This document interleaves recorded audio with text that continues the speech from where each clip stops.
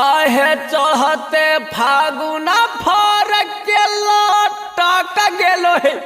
छपर पर भुआए भौजी अपन वाला होली में खिलाई दोनों है फुलल का पुआए भौजी। अरे सुना है ने फुलल का पुआ भौजी कैले है।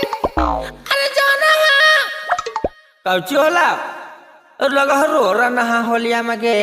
आएगे हमारे मालवा बेचारी कौची ले बाबा बोल बोल बोल ना बाबा बोले ना। अरे जाना है हमार ससुर आइलो है हमार ले तो हर करेला आएंगे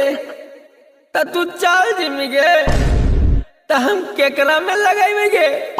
अब देख तोरा एगो बात कह दे तोरा तोर मैया के क्रिया हो जा तो जो लेकिन तोरा बाऊ के क्रिया हो भातरा के सत्ते न दिया अपना में न तो हम जाना होली में पुआ खा खा के मर जीवो जान लिया भातार के तोरा मौसी के क्रिया हो भातार के भातार के नालंदा रिकॉर्डिंग स्टूडियो बिहार शरीफ। हेगे होलिया में जाही छोड़ी छोड़िए के यार के होलिया में जाही छोड़ी छोड़िए के यार के हेगे होलिया में जाही छोड़ी छोड़िए के यार के होलिया में जाही छोड़ी छोड़िए के यार तोरा माई के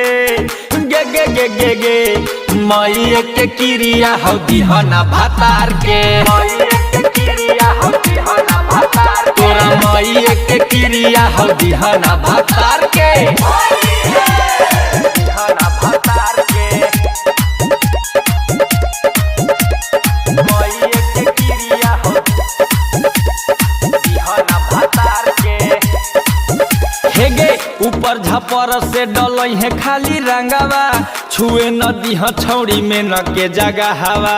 छुए न दिह छौड़ी में न के जगह आगे ऊपर झपर से डलई है खाली रंगावा छुए न दिह छौड़ी उबाला जगह हवा उबाला जगह हेगे बात से मुकर मित माथा देबो फार गे बात से मुकर मित माथा देबो फार तोरा भाई बेके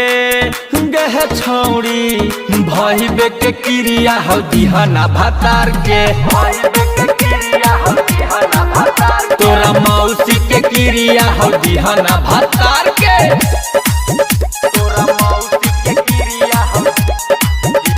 दिहना भातार के नालंदा रिकॉर्डिंग स्टूडियो बिहार शरीफ। हेगे जाके त छोड़िए के जाहिंगे मंगरी अब के खिलै तो आगा जा पाबुट के झंगरी अब के खिलै तो आगा जा